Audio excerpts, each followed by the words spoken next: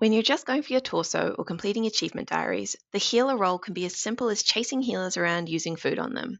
But that's slow and it can be pretty frustrating. If you're getting into playing BA for fun or going for the pet, it's a good idea to try to understand the mechanics of penance healers a little more and learn some strategies to make your rounds go faster. To get really fast times as healer, people use codes. Codes are a way of writing down how many food to use on each healer and when to use them. They're the most efficient way of playing the role, and they're fun in their own way, but you can still be fast without them. If you like being a little more creative or you're finding codes intimidating, this is the guide for you. I'm going to assume that you're already comfortable with the basics of the healer role and that you're playing with teams who at least know to run west and don't usually need healing. Okay, so I'm going to start with healer spawn mechanics. Each wave has a fixed number of healers. Healers spawn one at a time in 6-second intervals, but some healers won't spawn until another one dies. These are known as reserves. This table shows the number of healer spawns each wave, separated into those that spawn initially and the reserves. For example, on wave 6 there are a total of 6 healers. 4 healers will spawn initially at 6, 12, 18 and 24 seconds. The remaining 2 healers will not spawn until one of the others dies. When one healer dies, the first reserve will spawn on the next 6-second interval. Then, once the second healer dies, the last reserve will spawn, again at the next 6-second interval. It might be helpful to know that spawns can be stalled by the scroller, so if healers aren't spawning on the usual 6-second intervals, this is why. Most BA strategies involve being aware of the time within the wave, so using a plugin with a timer is really helpful. For example, it can help you anticipate when the next healer will spawn and be ready at the healer cave to poison it right away. If you're using RuneLite, I'd recommend downloading the BA Minigame plugin. This has 2 options for timers. One counts up from the start of the wave, and the other counts down to the next call change. You could use either or both, whatever works for you. Being able to remember exactly how many healers there'll be in each wave and how many have yet to spawn is really important. It helps you to be able to poison new spawns straight away before they wander off, which is huge for reducing wave times. But it also helps you to start building habits and routines. Understanding when healers are going to spawn helps to keep everything organized and starts making the whole minigame feel less chaotic. I'd suggest keeping this table of healer spawns on screen while you're healing until you've got it memorized. You can find this table on the written version of this guide linked in the description. One key way you can use this knowledge to get faster times is by focusing on killing enough healers to get all the reserve healers to spawn. You should prioritize killing a certain number of initial healers faster than the others in order to have your reserves spawn quickly. The sooner the reserves spawn, the sooner you can poison them, making the most of poison ticking over time. This reduces the amount of food you need to use on them to kill them and might save you needing to run back to the dispenser to restock your food a second time. For example, on wave 6, with 4 initial healers and 2 reserves, you're going to poison all the initial healers once, but focus your extra poison on the first 2 to have them die quickly so that the reserves can spawn. On wave 7, with 3 reserves, you would focus your extra poison on 3 healers so all the reserves can spawn. The next mechanic I want to explain is poison. When you use a food on a healer, it hits 4 damage and poisons it. The healer will then receive poison damage every 3 seconds or 5 game ticks until the poison wears off. I'm going to call these poison ticks. Poison damage decreases over time. After the initial damage from using food on the healer, there'll be 5 poison ticks of 4 damage, then 5 ticks of 3 damage, then 2, then 1. So from one food, there'll be a total of up to 20 poison ticks, taking up to a minute and hitting up to 50 damage. When you use another food on a healer, repoisoning it, it does 4 damage and the poison damage resets back to 4 again. Healers have different amounts of hit points on each wave. On waves 1 to 5, one food is enough to kill a healer eventually. On wave 6 plus, you'll need to repoison healers for them to die. How much more food they need will depend on when you repoison them. You can take advantage of how repoisoning healers resets their poison to 4 by timing your repoisons. The timing of when you use an additional food on a healer can have a big impact on how much food you need to use on it for it to die on time without delaying the wave from ending. Less food means less restocking or more food to use on other healers that need it more. If I give a healer 2 food at the same time, it'll receive a total of 58 damage before the poison runs out. If I space those 2 foods out and give the second one about 15 seconds later, then they'll do a total of 73 damage in the same amount of time. I do 15 extra damage just by waiting to repoison the healer. An easy rule to remember is to repoison healers when you see the poison ticking less than 4. On all waves, if you repoison a healer when it's ticking 3s or less, that will be enough to kill it. You only need to give it more food after that if you want to speed up its death. Deciding when to give a healer extra food is an important skill to learn.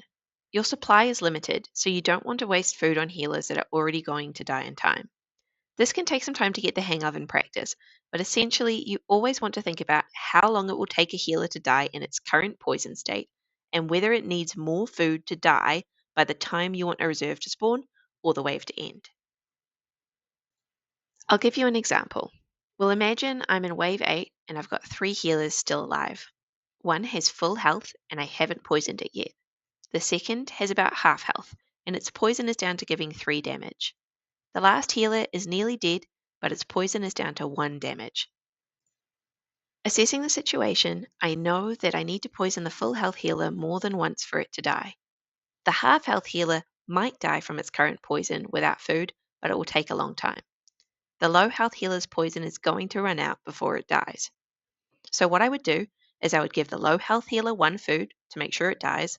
I'd give the half health healer a couple to get its poison damage back to 4 again and reduce the amount of time for it to die. And then I'd focus all the rest of my food on the unpoisoned healer. My aim is to give the food to whichever healer is the most likely to hold up the wave from ending. The more you play, the more you'll get a sense for when a healer is going to die and how much food you need to give it. Another thing to remember is that when you're playing with teams that are shooting a lot of red eggs, you'll also want to pay attention to which healer is being targeted by the cannon. You won't need to give as much food to that healer. You can let the eggs do their work and only give extra food if that healer is going to be the last to die. The more food you waste, the more often you'll need to restock. On waves 1 to 5, you shouldn't need to restock at all if you use your food wisely, but you'll definitely need to get more food on wave 6 and above. Running to the dispenser and back uses a lot of time, and you run the risk of dragging healers with you, spreading them out. So you want to make the most of every restock. You want to plan for when you'll restock and how much of each food you'll get. The best time to restock is usually when there's only 1 reserve healer left to spawn. When restocking, think about how much of the current cooled food you can reasonably use before the cool changes again. If you're restocking just after the cool changed, you've got lots of time, so you might want to grab extra of the newly cooled food by right-clicking the dispenser. This is called overstocking. Then you can left-click the dispenser to fill up the rest of your inventory with a mix of food. The amount of the cooled food to stock is going to depend on how fast you're able to use it. If you're slower, you might not want to overstock at all. If you're super fast at spamming food, you could fill your whole inventory with the current cooled food. You just need to figure out what works for you. It can help to drop unwanted food as you're running back to the dispenser so that you end up with more room for the cooled food. If you set up Shift-click to drop items, you can quickly drop unwanted food from your inventory by holding down the Shift key and spam clicking a food of that type near the bottom of your inventory. Shift-click to drop items can be enabled in the controls section of your RuneScape settings. The metas for waves 4 and up call for overstocking the first cooled food, right at the beginning of the wave. This isn't necessary to get relatively fast times, but if you're finding that you're running out of food quickly on the first call and have a bit of time standing around, you might want to experiment with overstocking. For you to be able to do this, your defender needs to overstock call, or OS call, as soon as they spawn in the wave before using the dispenser. The last mechanic I want to talk about is how penance healers target and move. Understanding this can help you minimize the amount of running around you have to do, which saves a lot of time.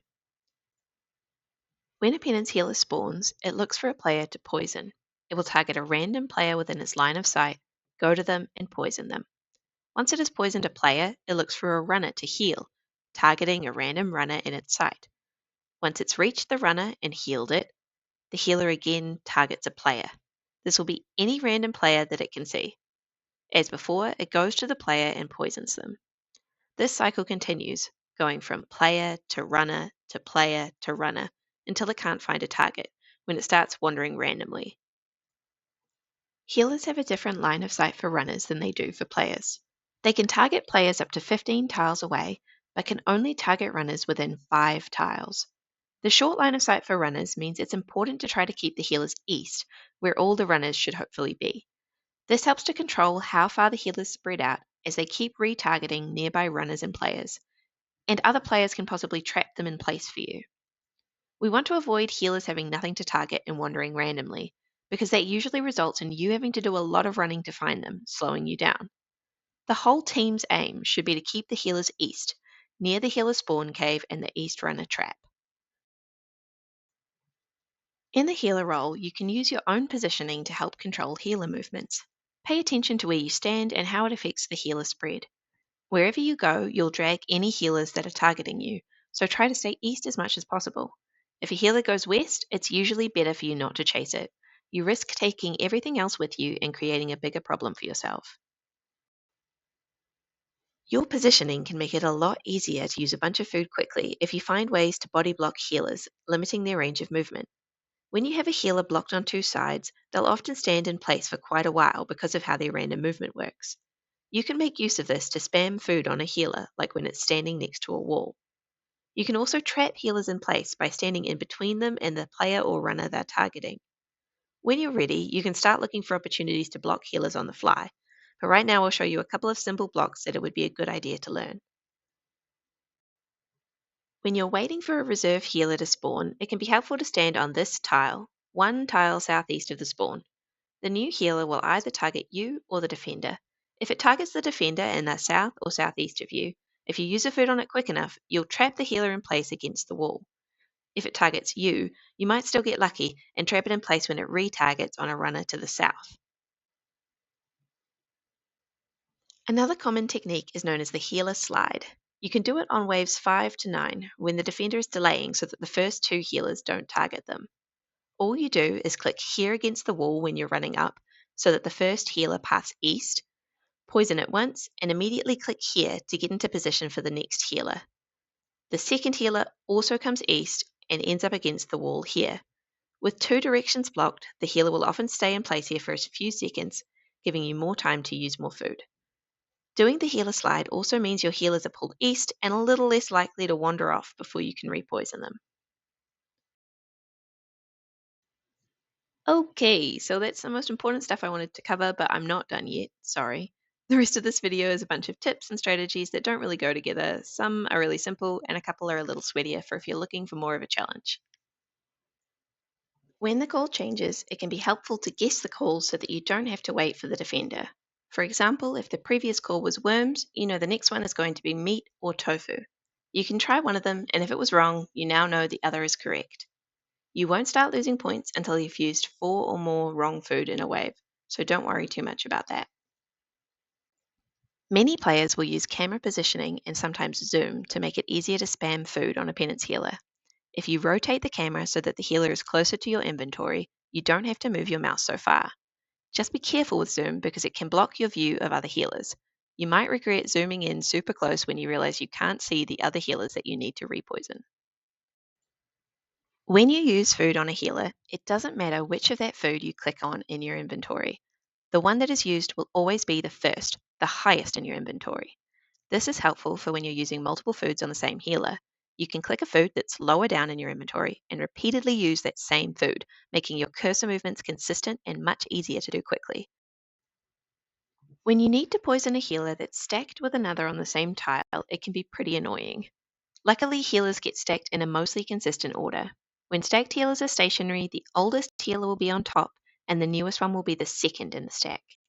When stacked healers are moving, they'll go in order from newest to oldest. If you're looking at their health bars, you'll also notice one appears to be bouncing up and down. This is always going to be the top healer in the stack, the one you would be poisoning if you left click. A common strategy people use in combination with overstocking is having a call extended, which allows them to use more of the food from that call. The scroller can delay the call change by performing a skill keep emote or other action that stalls elements of the minigame. This is commonly referred to as X. It's up to you as the healer to let your scroller know if you want them to extend on any waves. The table on screen shows which call your scroller will X based on which wave you're on.